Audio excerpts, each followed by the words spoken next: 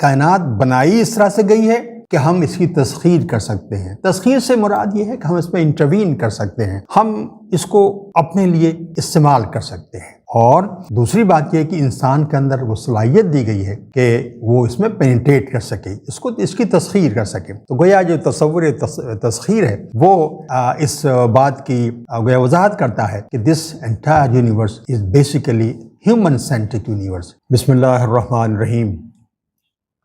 ناظرین، گزشتہ دو جو لیکچر میں نے دیے ہیں قرآن کریم اور ارتقاء حیات کے موضوع پر، اس میں پہلے لیکچر میں نے کوشش کی تھی کہ قرآن کی ان آیتوں کے حوالے دے سکوں جن کی بنیاد پر ہم یہ کہہ سکتے ہیں کہ ایک نظریہ ارتقاء ڈیولپ کیا جا سکتا ہے قرآن کے پس منظر میں۔ اور دوسرے لیکچر میں نے کوشش کی تھی کہ قرآن کی ان مخصوص اصطلاحوں کا تذکرہ کروں، ان کا تعارف کراؤں جو اس معاملے میں بہت ہی اہم رول ادا کرتی ہیں۔ اور تو گزشتہ ان دو لیکچرز میں نے یہ دو باتیں، یہ مرکزی گویا کہ خیال تھا ان دو لیکچرز کا۔ آج کے اس لیکچر میں جو میرے اپنے کہنے کے مطابق آخری لیکچر ہونا چاہیے تھا، لیکن یہ آخری لیکچر نہیں ہے۔ جب میں نے تیاری کی تو مجھے لگا کہ یہ آخری لیکچر نہیں ہو سکتا، اس کے بعد ایک لیکچر اور مجھے اور دینا ہوگا۔ آج ہم ان بنیادی نکات کا تعارف گسان پیش کریں گے جن کو گویا بنیاد بنا کر ہم قرآن کی روشنی میں یا قرآن کے ہمارے اپنے فہم کی روشنی میں ہم ایک نظریہ ارتقاء کے خد و خال ڈیولپ کر سکتے ہیں۔ میں چند نکات آپ کے سامنے پیش کرتا ہوں۔ دیکھیے، سب سے پہلی بات یہ بات ذہن میں رہنی چاہیے، اور یہ ہر اس شخص کو جو قرآن کا مطالعہ کرتا ہے اس کے یہ بات واضح ہو جانی چاہیے کہ بنیادی طور پر یہ جو پوری کائنات ہے یہ ہیومن سینٹرک ہے۔ ہم سنتے اور پڑھتے آئے ہیں کہ جیو سینٹرسٹی اور ہیلیو سینٹرسٹی اور لائک وہ فزیکل یونیورس کے اندر بڑے امپورٹنٹ تصورات ہیں، لیکن قرآن جو تصور پیش کر رہا ہے وہ سمجھ میں یہ آتا ہے کہ پوری کائنات ہیومن سینٹرک ہے، ہیومن بیسڈ ہے، یعنی ہیومن کے لیے ہے، انسان کے لیے ہے۔ اور کائنات یا اس میں جو حیات کی جو شکلیں ہیں وہ سب انسان کے پیش نظر ان کی تخلیق کی گئی ہے۔ ایک بات تو یہ ہے، یہ بڑی امپورٹنٹ بات ہے۔ فزیکل ورلڈ جو ہے وہ انسانی زندگی کے لیے سپورٹیو نظر آتی ہے، سپورٹ کرتی نظر آتی ہے، اور یہ جو زندہ کائنات ہے یعنی لیونگ جو ورلڈ ہے اس میں بہرحال یہ بات واضح ہے کہ انسان کو مرکزی پوزیشن حاصل ہے، اس کو سینٹرل پوزیشن حاصل ہے۔ اس معاملے میں قرآن نے ایک لفظ استعمال کیا تسخیر کا، اور کہا کہ ہم نے اس کو کائنات کو تمہارے لیے مسخر کر دیا ہے۔ تو مسخر کرنے کا نتیجہ بھی یہی نکلتا ہے کہ یہ کائنات بنائی اس طرح سے گئی ہے کہ ہم اس کی تسخیر کر سکتے ہیں۔ تسخیر سے مراد یہ ہے کہ ہم اس میں انٹروین کر سکتے ہیں، ہم اس کو اپنے لیے استعمال کر سکتے ہیں۔ اور دوسری بات یہ ہے کہ انسان کے اندر وہ صلاحیت دی گئی ہے کہ وہ اس میں پینیٹریٹ کر سکے، اس کی تسخیر کر سکے۔ تو گویا جو تصور تسخیر ہے وہ اس بات کی گویا وضاحت کرتا ہے کہ this entire universe is basically human centric universe. Human centricity اس کا ایک بنیادی جز ہے۔ ایک بات تو یہ بات ہونا چاہیے۔ دوسری بات یہ کہ آغاز حیات جب قرآن تذکرہ کرتا ہے تو ایسا لگتا ہے کہ آغاز حیات کا مطلب یہ ہے آغاز حیات انسانی، یعنی وہ انسان کی حیات کا آغاز کر رہا ہے۔ یہ میں اپنے گزشتہ دو لیکچرز میں وضاحت کر چکا ہوں، لیکن میں پھر ایک بار یہ کہنا چاہوں گا، وہ جو سورہ دہر کی جو پہلی آیت ہے اور میرے پوری گفتگو میں سینٹرل پوزیشن اس کو حاصل ہے، حَلَ عَلَى الْإِنسَانِ حِینٌ مِّنَ الدَّهْرِ۔ تو اس وقت جب کہ انسان اس پوزیشن میں نہیں تھا کہ اس کا کوئی تذکرہ بھی کیا جا سکے، یعنی انتہائی حقیر اور ذلیل قسم کی پوزیشن میں تھا، اس وقت بھی اللہ نے اس کو انسان ہی کہا۔ اور گویا کہ جب آغاز ہو رہا تھا اس پوری زندہ کائنات کا، لیونگ ورلڈ کا، اس وقت بنیادی جو حوالہ تھا وہ انسان ہی تھا۔ اللہ نے اس کا حوالے کو انسان کو بنیادی حوالہ قرار دیا ہے۔ یہ بڑی اہم بات ہے۔ دوسرا یہ جو ابھی میں نے سورہ دہر کا آپ کو حوالہ دیا، اس میں دو باتیں بڑی اہم ہیں۔ ایک بات تو یہ کہ پوری زندگی کا جب آغاز ہوا ہے تو یہ قرن پر مشتمل ہے، long period, billions and billions of years پر، یعنی انسان کا سفر آدم تک، انسان کی جب تخلیق شروع ہوئی تو آدم تک وہ کیسے پہنچا، اس میں بلینز آف ایئرس لگے ہیں۔ یہ بڑی امپورٹنٹ پوائنٹ ہے، اس کو ہمیں نوٹ کرنا چاہیے۔ دوسری امپورٹنٹ جو پوائنٹ ہے وہ اسی آیت میں یہ ہے کہ زندگی یعنی انسان جو اپنی موسٹ پریمیٹیو شکل میں تھا، بہت ہی ابتدائی شکل میں تھا، اس وقت بھی قرآن نے اس کو انسان کہہ کر اس کی وضاحت کی ہے، یعنی انسان ہی کہا ہے۔ گویا پریمیٹیو جو شکل تھی انسان کی، وہ بھی موسٹ پریمیٹیو شکل بھی گویا کہ وہ بھی انسان ہی تھی۔ اب یہ ہمارے پر ڈیپینڈ کرتا ہے کہ ہم تلاش کریں کہ موسٹ پریمیٹیو شکل کیا رہی ہوگی۔ سائنس نے موسٹ پریمیٹیو شکل کو یونی سیلولر جو آرگنزم ہے وہ ان کو پہچانا ہے۔ یہ ایک نقطہ ہے، امپورٹنٹ نقطہ ہے، اس پر ہمیں غور کرنا چاہیے۔ تیسری بات یہ ہے کہ دیکھیے کہ یہ جو پورا ارتقا ہے، جس کا گزشتہ لیکچر میں نے 15 نکات گنائے تھے، اور میں نے اس وقت بھی کہا تھا کہ یہ بیسیکلی یہ مائل سٹونز ہیں، یہ کچھ ٹرننگ پوائنٹس ہیں۔ ٹرننگ پوائنٹ کاہے کے ہیں؟ زندگی کی شکلوں کے ٹرننگ پوائنٹس ہیں، یعنی انسانی حیات کا آغاز ہو گیا، اس نے آگے بڑھنا شروع کیا، اور پھر مختلف مائل سٹونز آئے، مختلف جو ٹرننگ پوائنٹس آئے۔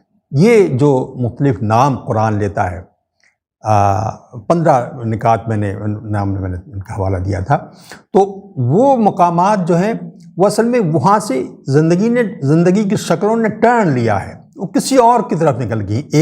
گویا کہ ایک لمبا ایسے آپ درخت کا تصور کیجئے، ایک درخت ہے، تنا اس کا ہے، جو اس ٹائم وہ جا رہا ہے، اس پر سے کچھ شاخیں نکلی ہیں۔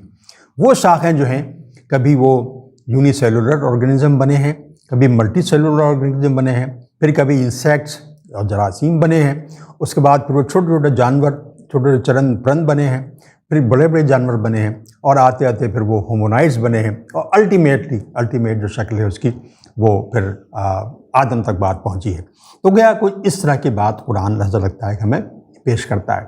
تو یہ جو زندگی کی شاخیں ہیں، مختلف شاخیں، ان میں ایک بات بڑی اہم ہے کہ یہ پھوٹی کہاں سے ہیں؟ پھوٹی اسی اسٹیم سے ہیں جس کو ہم انسان کہہ رہے ہیں، اس کو شاید قرآن بھی اس کو انسان ہی کہہ رہا ہے۔ تو ان تمام شکلوں میں یہ بات بالکل نیچرل ہے، اس مین اسٹیم سے جب یہ شاخیں نکلی ہیں، پھوٹی ہیں، تو ان پھوٹی ہوئی شاخوں میں بھی کچھ نہ کچھ انسان کی صفات، انسان کی کچھ اس کی کریکٹرسٹکس ان کے اندر ہونی چاہیے۔ میں اپنے الفاظ میں یہ کہوں کہ ہر یہ جو شکل جو بنی، اس شاخ سے پھوٹ کر جو نئی نئی زندگی کی شکلیں بنی، ان سب کے اندر ایک اعتبار سے یہ کہا جائے کہ انسان موجود ہے، ان سب کے اندر انسان موجود ہے۔ یہ انسان موجود ہے ود ویرینگ پرپورشن، اس کا پرپورشن تو کم اور زیادہ ہوتا گیا ہے، لیکن انسان موجود ہے۔ اب انسان موجود ہونے کا مطلب کیا ہے، یہ میں تھوڑی سی وضاحت کرتا ہوں، شاید یہ بات زیادہ بہتر سمجھ میں آ جائے۔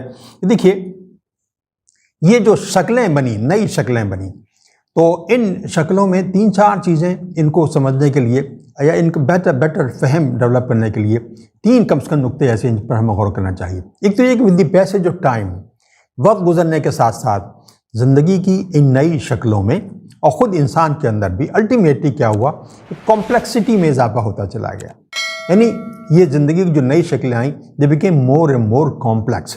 جب ہم کمپلیکس کہتے ہیں اس کا مطلب یہ ہوتا ہے، اس کا ایک مطلب رادر یہ ہوتا ہے کہ جو نئے وجود which are more complex than the earlier one، تو اس کا مطلب یہ ہوتا ہے کہ ان کے اندر امکانات بڑھ گئے ہیں، نئے کام کرنے کی صلاحیتوں میں ان میں اضافہ ہو گیا ہے، اور گویا کہ ورکیبلٹی زیادہ ہو گئی ان کے اندر، ان کی ایفیکیسی میں اضافہ ہو گیا ہے۔ More complex an organism more efficient it is, زیادہ ایفیشینٹ ہے وہ اس اعتبار سے۔ تو یہ ایک امپورٹنٹ بات ہے جو ان شاخوں میں نظر آئی، یعنی پہلا پوائنٹ۔ دوسرا پوائنٹ یہ ہے کہ ان تمام یہ جو شکلیں، نئی شکلیں زندگی کی پیدا ہوئیں، ان کے اندر ایک پہلو وہ کامنالٹی آف جینس ہے. جینس ایک نیا تصور ہے، لیکن بہرحال اب تو خیر نیا نہیں ہے، اب اس کو 100 سال کے قریب تقریباً ہو رہے ہیں. تو یہ تصور ہے جین کا، یہ تمام جتنی بھی زندہ اشیاء ہیں ان میں کہیں نہ کہیں کامن جینس پائے جاتے ہیں. کسی نے یہ لکھا، every species on earth carries a genetic code that is for all intent and purposes identical and universal. یعنی ہر زندہ شے کے اندر، ہر اسپیسی میں ایک universal code, genetic universal code ہوتا ہے جو سب میں پایا جاتا ہے، چاہے یونیسیلولر وجود ہو، چاہے آدم کی اولاد، ہم اور آپ آدم کی اولاد ہو، جو بھی ہو اس کے اندر پایا جاتا ہے. تو یہ ایک چیز ہے، یہ ایک امپورٹنٹ چیز ہے، اس کو نوٹ کرنا چاہیے. تیسری بات یہ ہے کہ جو فزیولوجیکل اور اناٹومیکل اور مورفولوجیکل جو یکسانیت ہے، خاص طور سے ہومونائڈس کے جب مقام ان کے ہومونائڈس تک بات پہنچی تو ان میں ایک یکسانیت پیدا ہوتی چلی گئی. یعنی جب ہومونائڈس پیدا ہوئے، ان کا ارتقاء ہونا شروع ہوا، تو وہ انسان کے قریب ترین شکلیں تھیں، اپنی شکلوں کے اعتبار سے، اپنے کاموں کے اعتبار سے، چلنے پھرنے کے اعتبار سے. ایسا تھا کہ کیسے کہتے ہیں کہ یہ پریکرسر ہیں ہیومن بینگ کے. آپ ظاہر ہے کسی سانپ کو دیکھ کے نہیں کہہ سکتے کہ یہ پریکرسر ہے ہیومن بینگ کا، لیکن کسی چمپینزی کو دیکھ کے آپ بھی کہہ سکتے ہیں کہ یہ انسان سے پہلے کی کوئی شکل ہے، یہ جو کہ 2 پیروں پر کھڑا ہو سکتا ہے، وغیرہ وغیرہ جو اور صفات ہیں. گویا یہ جو میں نے عرض کیا تھا کہ یہ جو ہیومن کانٹینٹ جو ہے، ہیومن پروپورشن جو ہے ہر جاندار کے اندر پایا جاتا ہے، اس کو ہم ان 3 نکات کے تحت سمجھنے کی کوشش کر سکتے ہیں یا سمجھ سکتے ہیں. ایک اور نقطہ جو بہت اہم ہے اس تصور کو ڈیولپ کرنے میں، یہ ہے کہ انسان اور نباتات یہ 2 پیرلل وجود ہیں. قرآن میں سورہ نوح میں فرمایا گیا وَاللَّهُ أَنبَتَكُم مِّنَ الْأَرْضِ نَبَاتًا، یعنی خطاب تو انسان سے، ترجمہ اس کیسے قرآن میں کیا گیا، ہم نے تمہیں پیدا کیا مٹی سے، یعنی ارض سے، زمین سے تم کو نکالا. اس میں اس ترجمے کے اندر انبتکم و نباتا کی جو سگنیفیکنس ہے وہ اس سے ظاہر نہیں ہوتی. ہماری انڈرسٹینڈنگ یہ ہے کہ یہ لفظ انبتکم ظاہر ہے نباتات سے متعلق ہے، پیڑ پودوں کے میں جو زندگی پائی جاتی ہے اس سے متعلق ہے. تو بتانا مقصود شاید یہ ہے جس طرح سے پیڑ پودے زمین سے پھوٹتے ہیں، اسی طرح سے تم بھی پھوٹے ہو. اب یہ دونوں کے پھوٹنے میں کیا فرق ہے، یہ ظاہر ہے کہ اس کین بی انڈرسٹوڈ، لیکن بہرحال یہ ہے کہ 2 وجود ہیں، 2 الگ الگ وجود ہیں، ایک نباتات کی شکل میں اور ایک انسان کی شکل میں، جس کی طرف اس میں اشارہ کیا گیا ہے. اب آئیے ایک اور بات کرتے ہیں. یہ جیسا کہ میں نے عرض کیا کہ یہ اینیملز ہیں، یہ انسان سے پھوٹی ہوئی شاخیں ہیں، جیسا ابھی میں نے عرض کیا تھا. یعنی ہر جانور کے اندر ایک انسان پایا جاتا ہے اور ہر انسان کے اندر ایک جانور پایا جاتا ہے. یہ محض فزیولوجیکل بات نہیں کی جا رہی ہے، صرف فزیولوجی یا اناٹومیکل بات نہیں کی جا رہی، بلکہ سوشولوجیکل بات بھی کی جا رہی ہے. میرا یہ خیال، جیسا کہ ڈارون کے نقطہ نظر پر بنیاد بناتے ہوئے سوشل ڈارونزم ڈیولپ ہوا، یعنی کہ انسانی صفات، اس کے کریکٹرسٹکس وغیرہ اسی بنیاد پر ڈیولپ کرنے کی کوشش کی گئی. یہ ہو سکتا ہے کہ اگر ہم یہ سمجھیں کہ ہر جانور کے اندر ایک انسان پایا جاتا ہے، یعنی انسانی صفات اس کے اندر پائی جاتی ہیں، اور ہر انسان کے اندر جانوروں کی صفات پائی جاتی ہیں، اس کی بنیاد پر ایک الگ سی ڈسپلن ڈیولپ ہو سکتا ہے. اس میں ہم یہ کہیں گے کہ اس میں بنیادی جو مقام حاصل ہوگا، جو بنیادی حیثیت جس کو حاصل ہوگی، وہ انسان کو ہوگی، نہ کہ جانور کو، جیسا کہ سوشل ڈارونزم میں تصور کیا جاتا ہے. یہ اس سے مختلف ایک چیز ہو سکتی ہے، لیکن یہ پاسبل ہے. دوسری بات یہ ہے کہ یہ ہومونائڈس یہ ایک لیٹر اسٹیج کا ڈیولپمنٹ ہے اس حیاتیات کے اس میں. تو یہ جو ہومونائڈس ہیں، ہومونائڈس سے مراد وہ اسپیشیز ہے جو اپنی اناٹمی کے اعتبار سے، یا اپنی فزیولوجی کے اعتبار سے، یا اپنی مورفولوجی کے اعتبار سے انسان کے خاصا قریب ہے. ایک بائی پیڈس ہے، 2 پیروں پر چلنے والے ہیں، اور ان کا جسم کی بناوٹ بھی خاصی انسانوں سے قریب ہے، کھانے پینے کے انداز بھی بہت قریب پر ہے. ظاہر ہے اور بہت سے فیچرز نہیں ہیں.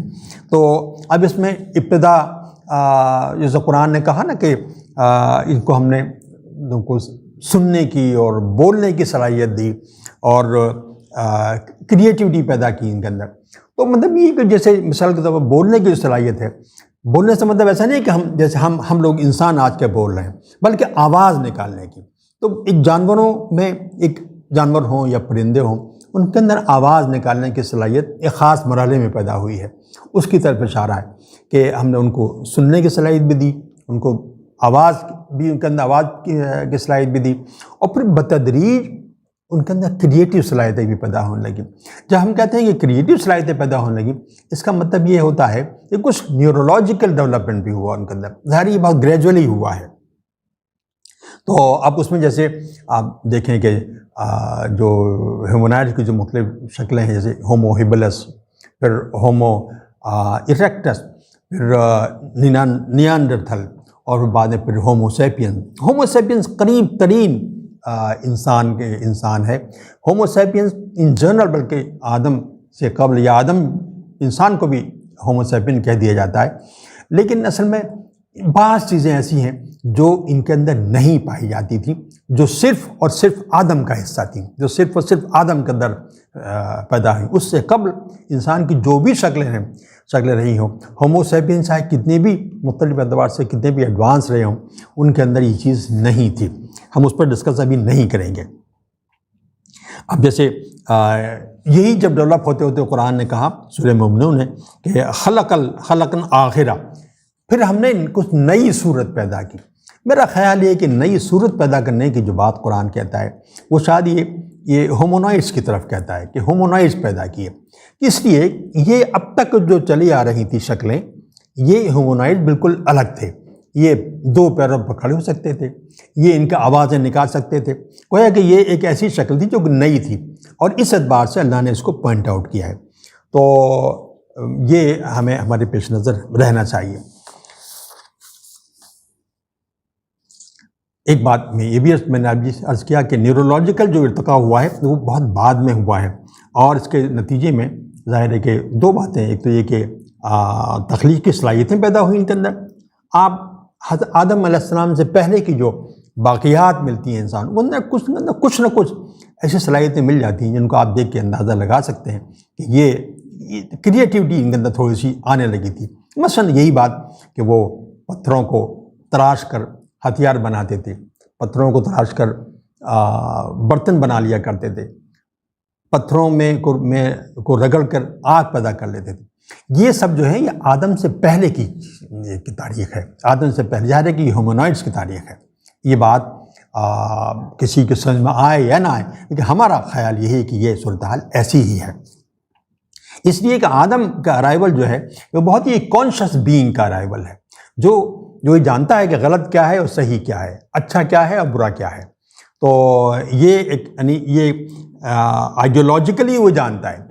لیکن اس سے پہلے کی جو نسلیں ہیں انسان کی، وہ اپنے صرف فزیکل انداز میں سمجھتی ہیں کیا ان کے لیے بہتر ہے کیا نہیں ہے. اچھا، دوسری بات یہ ہے کہ اس میں یہ جو نیورولوجیکل ارتقاء کے ساتھ ساتھ اس میں ایک اور چیز تھی کہ ان کے اندر سروائیول انسٹنکٹ بڑھتی چلی گئی.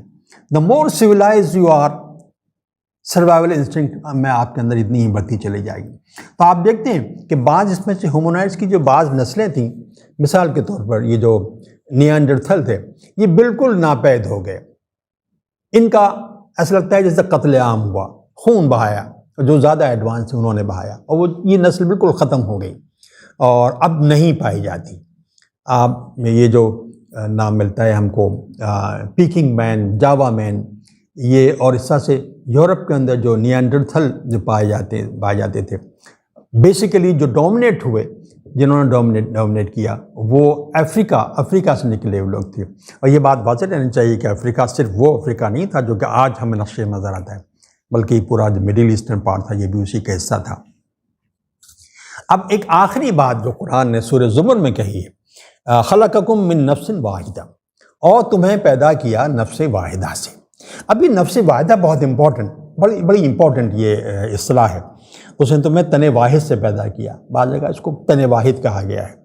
اچھا، ہمارے مترجمین نے اس کو کہا کہ یہ آدم، اس کا ترجمہ آدم سے بھی کیا ہے. میرا خیال ہے کہ آدم کی بات یہاں نہیں ہے۔ وجہ یہ ہے کہ اگر اللہ نے کوئی بات کہنی تھی تو اللہ میں کو اس میں کوئی انٹرسٹ نہیں ہے کہ آپ کے ذہن میں کمپلیکسٹی پیدا کرے، آپ کے ذہن کو کنفیوز کرے۔ آدم کا لفظ قرآن میں بارہا استعمال ہوا ہے، تو یہاں پہ کیوں نہیں ایسی بات کہی گئی کہ آدم سے پیدا کیا ہے؟ میرا خیال یہ ہے کہ ہیومن نالج اس وقت تک اتنی ایڈوانس نہیں تھی کہ کچھ اور بات سمجھی جا سکے کہ نفس واحدہ سے مراد کیا ہے۔ نفس واحدہ کچھ اور چیز ہے۔ تو یہ دیکھیے 11 نکات ہیں، میں اس پر تفصیل سے گفتگو کروں گا، اسی لیے میں نے سوچا کہ یہ موضوع ایسا ہے جس پر ہم الگ سے اور مفصل گفتگو کریں۔ یہ نفس واحدہ سورہ زمر میں کہا گیا ہے کہ ہم نے تمہیں نفس واحدہ سے پیدا کیا۔ یہ آدم کی تخلیق سے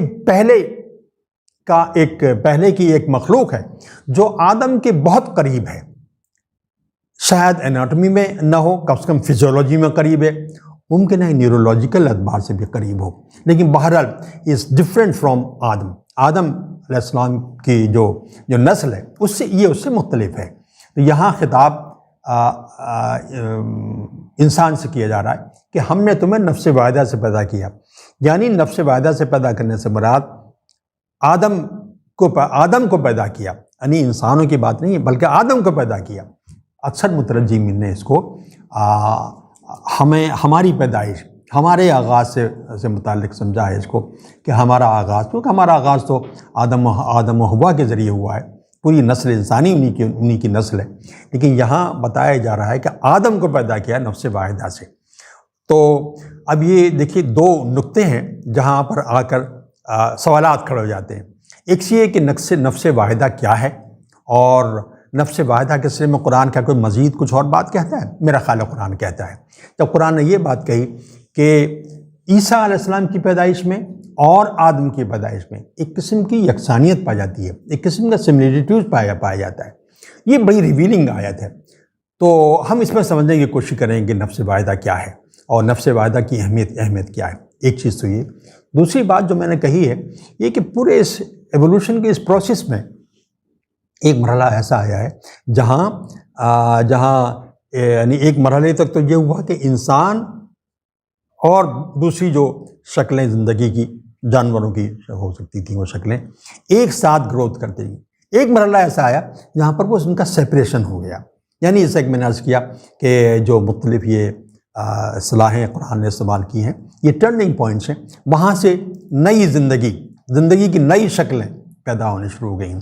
اس میں ظاہر کے شکلیں جانوروں کی شکلیں ہو سکتی ہیں، یہ جانوروں کی شکلیں ہیں یا نہیں ہیں، میرا خیال ہے کہ اس سلسلے میں قرآن کریم کچھ ہمیں ہدایت دیتا ہے۔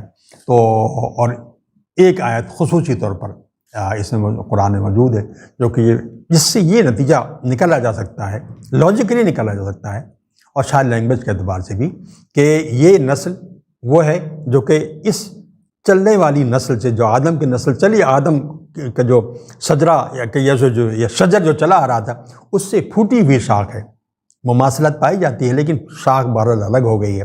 تو یہ 2 باتیں امپورٹنٹ ہیں۔ ایک تو یہ کہ نفس واحدہ کی تفسیر میں قرآن کی اس آیت کا اثر نو مطالعہ، جس میں یہ کہا گیا کہ عیسیٰ اور آدم کی پیدائش میں ایک قسم کی مماثلت پائی جاتی ہے، اور دوسرے یہ کہ انسانوں کی زندگی سے پھوٹنے والی جو شاخیں ہیں ان میں جانور اور جانوروں کی مختلف شکلیں پائی جاتی ہیں۔ یہ ہم قرآن کی روشنی میں سمجھنے کی کوشش کریں گے، اور یہ جو اگلی گفتگو ہوگی یہ ہمارے اس پوری ڈیبیٹ کا اختتام کرے گی۔ انشاءاللہ ایک ہفتے بعد ہم اس موضوع پر اظہار خیال کریں گے، اور میری خواہش تھی کہ جو لوگ اس کو سنتے ہیں اور اس پر غور و خوض کرتے ہیں، اسی موضوعات پر غور، میں جانتا ہوں کئی لوگ ایسے ہیں جو کہ اس موضوعات پر سوچتے ہیں، تو کم سے کم وہ انٹریکشن کریں، انٹریکشن کی جو شکلیں ممکن ہیں، یعنی مجھ سے پرسنل بھی ہو سکتا ہے اور جو یوٹیوب کے ذریعے بھی ہو سکتا ہے، تو یہ موضوع ایسا ہے اس پر ہمیں غور و خوض کرنا چاہیے۔ اللہ میرا اور آپ کا حامی و ناصر ہو۔